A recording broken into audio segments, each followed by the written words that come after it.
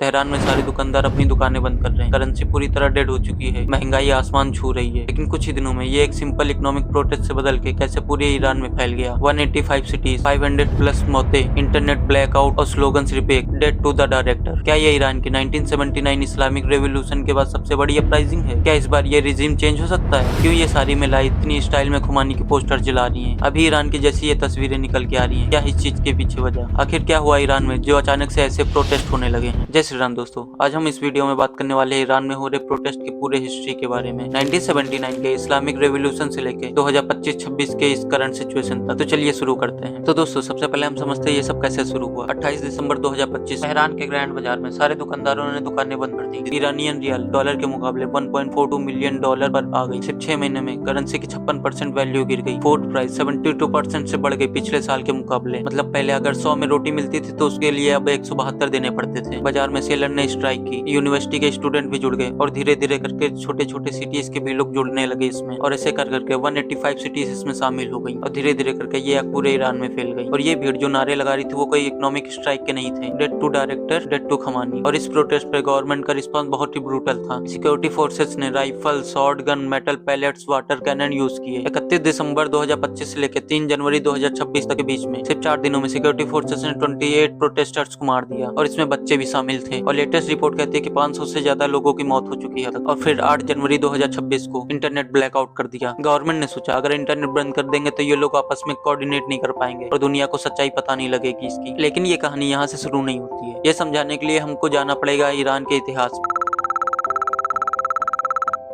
1979 उस टाइम पे वहाँ राज करते थे Shah Mohammad Reza Pahlavi. Iran उस टाइम पे बहुत ही ज्यादा मॉडर्न था, वेस्टर्नाइज था। महिलाएं मॉडर्न कपड़े पहनती थी, क्लब जाती थी और वेस्टर्न इन्फ्लुएंस बहुत ही ज्यादा था वहाँ पे। लेकिन जितना अच्छा वहाँ दिख रहा था उतना अच्छा था नहीं। शाह की गवर्नमेंट करप्ट हो चुकी थी, बहुत ही ज्यादा रिपर्सिव हो गई थी। वहाँ की पुलिस जनता को बहुत ही ज्यादा ब्रूटल तरीके से टॉर्चर करने लगी थी। अमेरिका और यूके के बहुत ही ज्यादा करीब था। वहाँ का जो तेल था वो अमीरों तक पहुँचा रही थी। वहाँ के आम आदमी भूखे मर रहे थे। शाह ने ट्रेडिशनल इस्लाम लॉ को वेस्टर्न लॉ से रिप्लेस कर दिया था। इस्लामिक ड्रेस बैन कर दी थी। रिलीजियस सेंटिमेंट वहाँ के लोगों के हर्ट हो रहे थे। फिर एंट्री होती वहाँ अयोध्या खुमानी की। एग्जाइल में बैठे खुमानी ने रिलीजियस और पॉलिटिकल ऑपोजिशन को यूनाइट कर दिया था। उनका मैसेज सिंपल था, शाह को हटाओ, इस्लाम रूल लाओ। फिर वहाँ पे प्रोटेस्ट शुरू हुआ, लाखों लोग सड़कों पे आ गए और 16 जनवरी 1979 को शाह भाग गया एग्जाइल में। 1 फरवरी 1979 को खुमानी 15 साल के एग्जाइल के बाद वापस आया था। एयरपोर्ट पे लाखों लोगों ने उसको वेलकम किया। 11 फरवरी 1979 को मोनार्ची खत्म हो गई और इस्लामिक रिपब्लिक बन गया ईरान। लेकिन यहाँ एक बहुत बड़ी आयरनी है दोस्तों, वहाँ की जनता ने एक शासक को हटाया था और दूसरे शासक को बैठा दिया। बस फर्क सिर्फ इतना था, एक वेस्टर्न को फॉलो करता था, दूसरा इस्लाम को। तो अब वेस्टर्नाइजेशन हट गया, इस्लामिक रिपब्लिक मिल गया था उन लोगों को। तो जो जनता चाहती थी डेमोक्रेटिक ईरान, उनको वेस्टर्न रूल फॉलो करने वाले शासक की जगह इस्लामिक रूल फॉलो करने वाला शासक मिल गया था। शाह की सवाक की जगह रिवोल्यूशनरी गार्ड आ गए थे। तो रिप्रेशन खत्म नहीं हुआ, बस रिप्लेस हो गया था 1999 में। रिफॉर्मिस्ट न्यूज़पेपर सलाम बैन हुआ। लाखों स्टूडेंट गुस्से में सड़कों पे आ गए थे और गवर्नमेंट का रिस्पॉन्स बहुत ही ब्रूटल था इस पे। पुलिस ने बहुत ब्रूटली सप्रेस किया। 3 स्टूडेंट मारे गए, 1200 प्लस जेल में गए। लेकिन दोस्तों, तूफान अभी आना बाकी था। 12 जून 2009 presidential election. Mohammad Ahmadinejad hardline incumbent, Mir Hossein Mousavi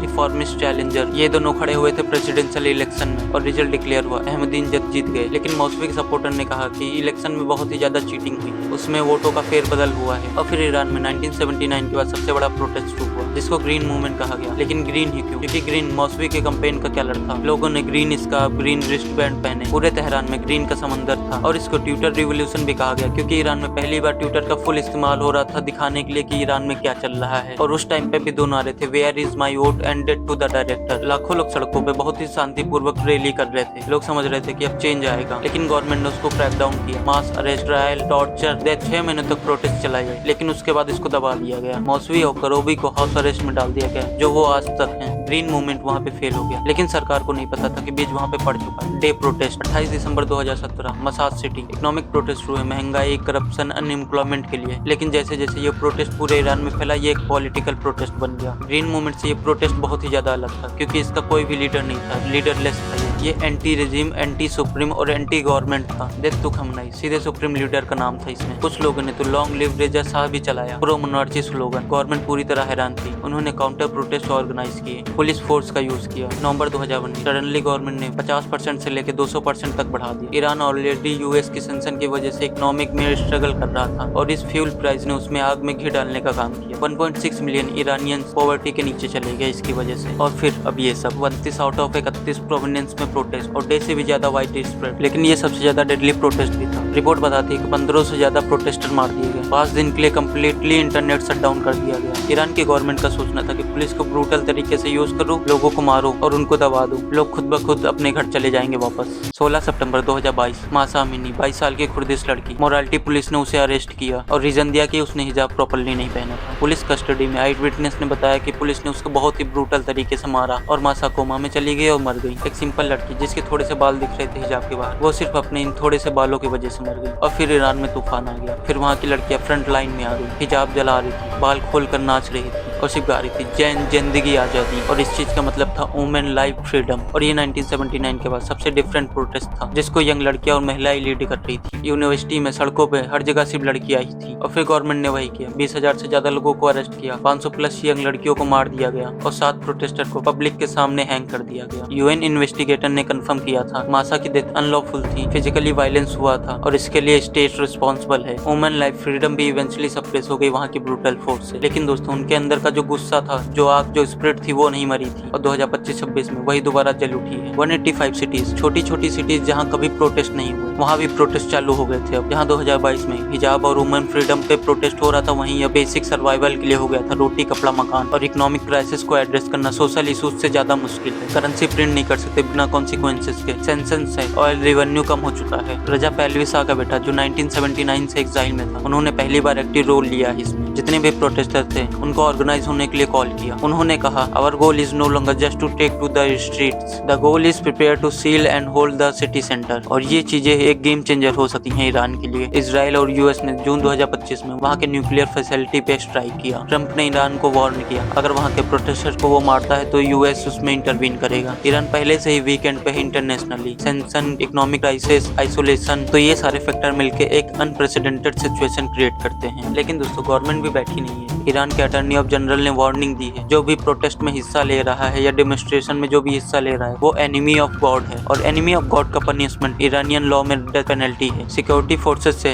hospitals पे रेड किया जा रहा है, जो इंजर्ड प्रोटेस्टर है उनको अरेस्ट किया जा रहा है, बॉडीज रिमूव किया जा रहा है, एविडेंस मिटाए जा रहे हैं, कंप्लीट इंटरनेट ब्लैकआउट हो चुका है, दुनिया से ईरान को डिस्कनेक्ट कर दिया गया है ताकि कोई देख न सके कि ईरान में क्या चल रहा है अंदर। यह एक डेस्परेट रेजिम की हरकत है जो अपने ही लोगों से डर रहा है। तो अब सबसे बड़ा सवाल, क्या इस बार रेजिम चेंज होगी? रेजिम चेंज होने के लिए इसमें सबसे बड़े चैलेंजेस हैं। सिक्योरिटी फोर्सेस अभी भी लॉयल हैं उसकी सरकार से। प्रोटेस्टर में कोई भी क्लियर लीडरशिप नहीं है, अभी कोई उनको लीडर ही नहीं मिल रहा है। उनको सिविल वॉर से डर भी लग रहा है कि सीरिया, लीबिया और इराक जैसी हालत ना हो जाए। बाजार के दुकानदार से लेकर ऑयल के वर्कर सब स्ट्राइक पे हैं। 1979 में मार्केट और ऑयल वर्कर की स्ट्राइक की वजह से ही शाह की सरकार गिरी थी और अभी करंट सिचुएशन वही चल रही है। पॉसिबिलिटीज है कि रेजिम चेंज हो जाए, क्योंकि जो लोग भूखे मर रहे होते हैं उनका डर खत्म हो चुका होता है। ईरानियन इकोनॉमी पूरी तरह गिर चुकी है। ईरान अभी ट्रिपल क्राइसिस से जूझ रहा है। सोशल, इकोनॉमिकल और पॉलिटिकल इंटरनेशनल प्रेशर भी है ईरान पे, यूएस, यूएन और यूके का। ईरान की 60% पॉपुलेशन की एज 30 से कम है, जिन्होंने अभी तक फ्रीडम नहीं देखी है। उनको डेमोक्रेसी और फ्रीडम चाहिए। और हिस्ट्री हमें सिखाती है कि रेजिम चेंज ऐसे ही होते हैं। छोटे छोटे प्रोटेस्ट इतने बड़े हो जाते हैं कि पूरी सरकार पलट देते हैं। तो दुनिया ईरान को देख रही है, सारे देश अपने सिटीजन को वहाँ से वापस बुला रहे हैं। अमेरिका के प्रेसिडेंट ट्रम्प ने कहा, अगर प्रोटेस्टर पे वहाँ की फोर्स यूज की जाती है तो वहाँ के प्रोटेस्टर्स को जो है अमेरिका रेस्क्यू करेगी। तो दुनिया की नजरें ईरान पे हैं और सवाल ये है कि आगे क्या होने वाला है। तो दोस्तों ये थी ईरान की प्रोटेस्ट की हिस्ट्री 1979 से लेकर 2026। तो आपको अगर ये रिसर्च और ये वीडियो अच्छी लगी हो तो वीडियो को लाइक कर दीजिए और चैनल को सब्सक्राइब कर दीजिए और कमेंट में लिख दीजिए जय श्री राम। मिलते हैं अगली वीडियोस में।